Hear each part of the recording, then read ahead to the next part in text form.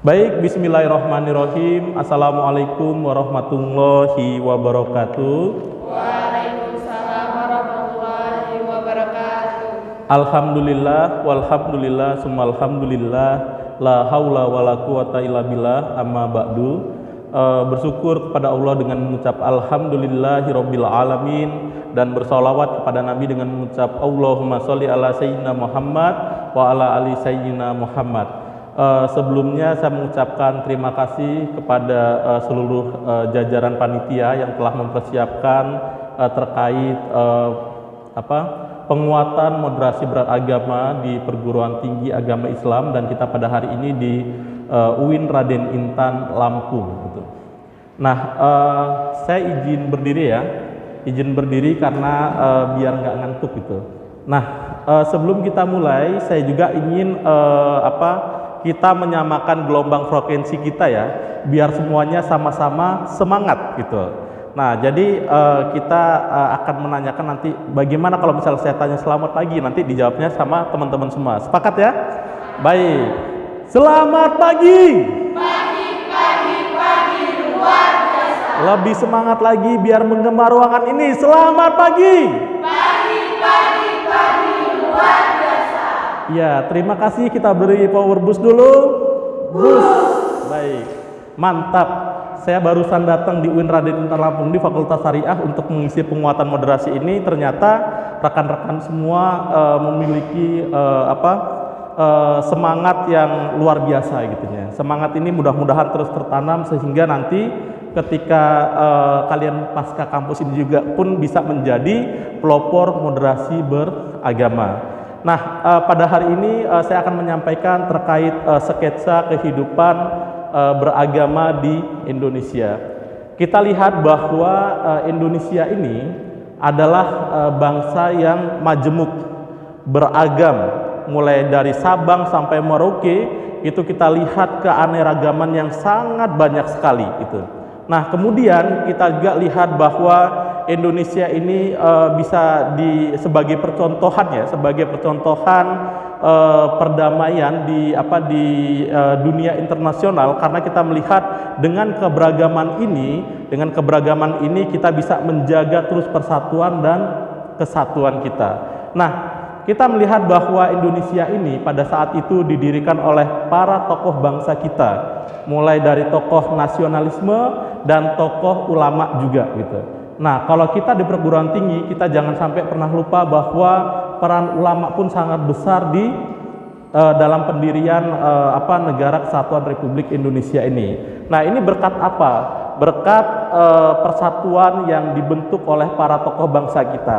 Nah, kemudian ada juga pertanyaan nih, apakah yang mendirikan ini adalah tokoh bangsa atau tokoh ulama dari Islam saja itunya? Tidak itunya.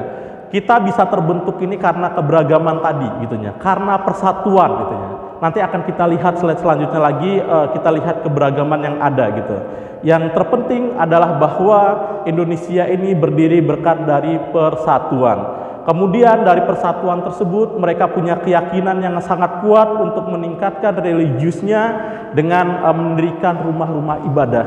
Nah, kalau kita lihat di sini di pojok sebelah sini ya, ada masjid itu miliknya umat Islam, ada kelenteng, ada gereja, ada wihara, ada gereja ini ada dua ya itunya, ada Katolik dan Kristen, ada apalagi satunya lagi nih, ada pura itu umat Hindu gitu.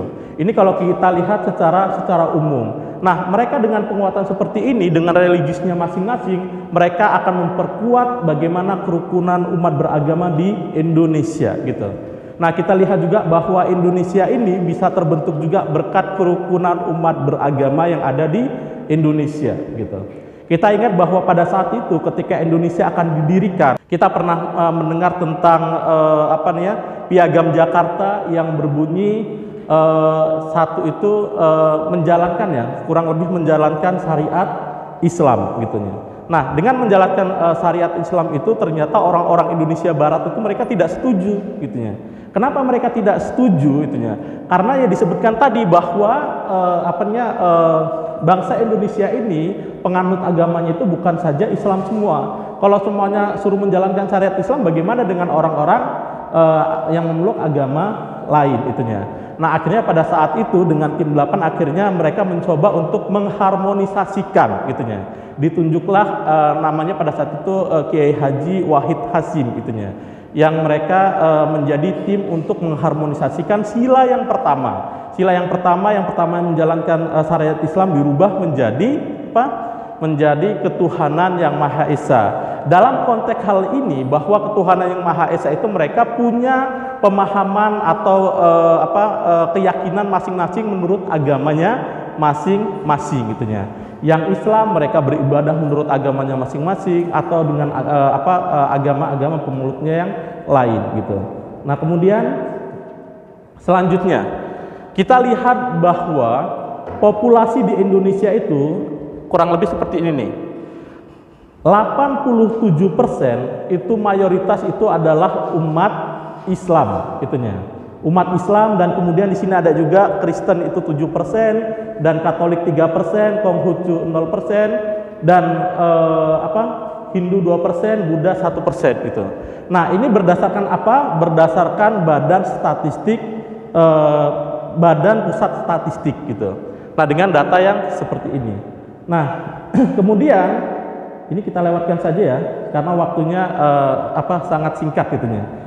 Per Januari tahun 2021 di Indonesia itu mereka itu punya sebuah generasi yang sudah modern atau generasi urban yang mereka itu jumlah penduduknya itu kurang lebih 274,9 juta jiwa gitu. Nah, kemudian dari sekian juta ini mereka yang mengakses atau yang memiliki handphone. Nah, handphone seperti yang saya miliki di sini handphone ya. Ini mereka kurang lebih 345,3 juta jiwa. Ternyata selisihnya lebih jauh gitu ya, lebih jauh 125,6 juta jiwa.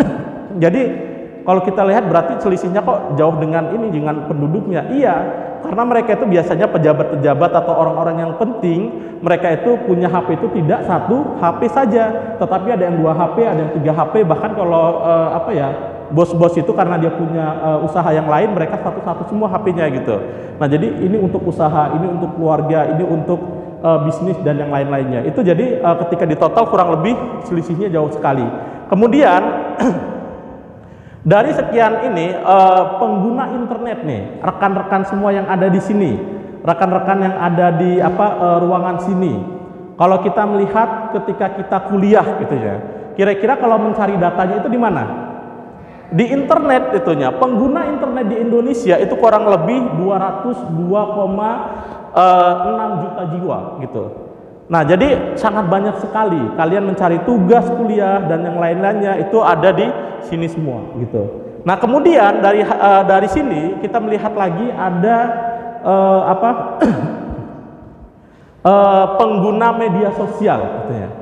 Nah, rekan-rekan semua di sini saya yakin ya, saya sendiri nih saya pribadi, saya kurang lebih punya akun media sosial itu 1 2 3 4 gitu ya. 1 misalnya Facebook, 2 WhatsApp, ketiga IG, yang keempat ada TikTok dan yang lain-lainnya gitu. Oke. Nah, di sini kita lihat sangat sangat banyak pengguna media sosialnya. Kemudian dampaknya kita melihat bahwa Muslim di Indonesia pada saat ini ternyata 59 juta jiwa ini mereka itu memasuki menghadapi generasi baru Muslim yang jumlahnya itu mencapai kurang lebih 30,59 juta jiwa. Nah, mereka itu masuk ke generasi urban tersebut.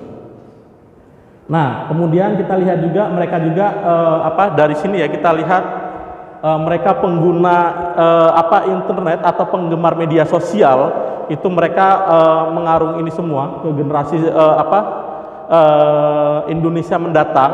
Kemudian daya belinya mereka itu suka belanja itu. Kalau rekan-rekan semua di sini kalau misalnya kelaparan misalnya kelaparan itu pasti GoFood, pasti misalnya pakai Shopee dan yang lain-lainnya. Nah, kemudian di sini juga ada modern dan ada religius gitu ya. Kita lihat pemahaman tentang religius juga sangat tinggi juga. Nah, ini kekhawatiran kita terkait ini adalah bahwa kita memiliki sebuah tantangan baru gitu ya.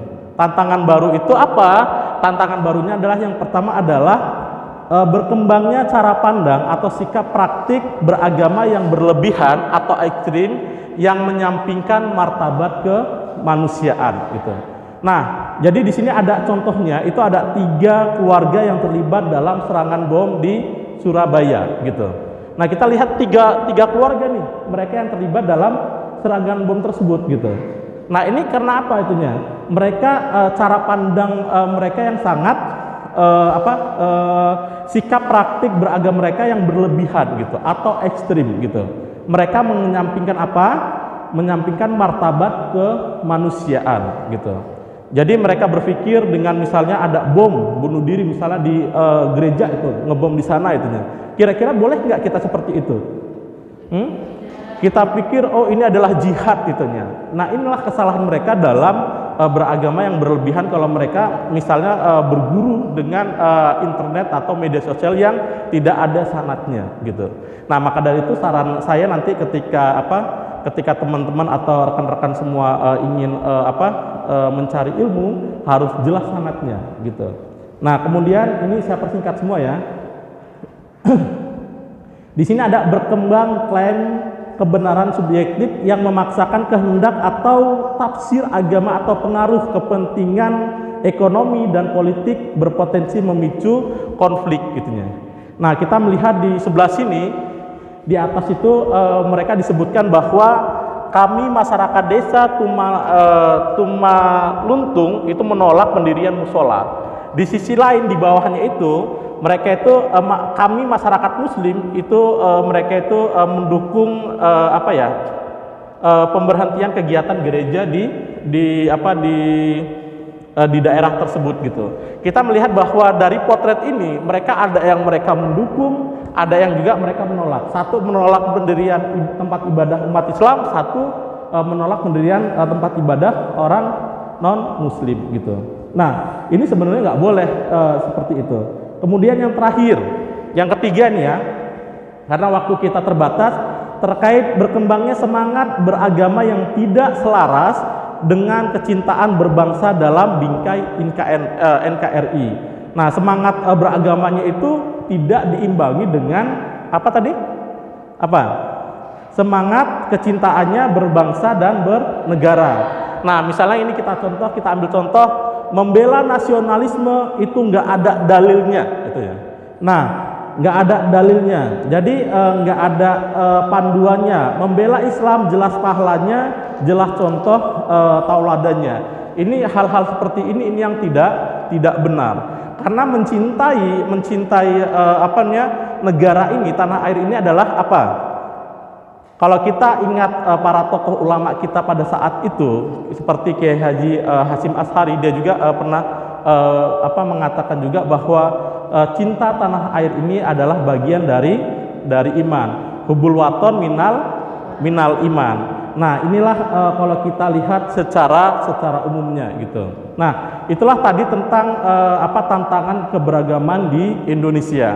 Mungkin nanti kita akan akan kita sambung lagi setelah break nanti tentang urgensi moderasi beragama. Namun sebelum kita break, kita ada nyanyian dulu ya. Nyanyian dulu kita sama-sama biar kita fresh, habis itu nanti kita ngopi bersama-sama gitunya. Baik, udah siap semua? Oke, saya hitung dulu ya. Nanti yang keduanya kita mulai 2 kali dan sambil tepuk itunya. Oke, 1, 2, 3. Akulah warga NKRI, akulah warga religi. Semangat NKRI, semangat religi, tercapailah bangsa yang harmoni. Semangat NKRI, semangat religi, tercapailah bangsa yang harmoni. Oke, beri aplaus semua dulu. Oke, yang terakhir beri power boost dulu. 1, 2, 3. Boost. Oke. Baik, kurang dan lebihnya mohon maaf. Ihdinas siratal mustaqim. Wallahul muwaffiq ila aqwamit thoriq. Wassalamualaikum warahmatullahi wabarakatuh.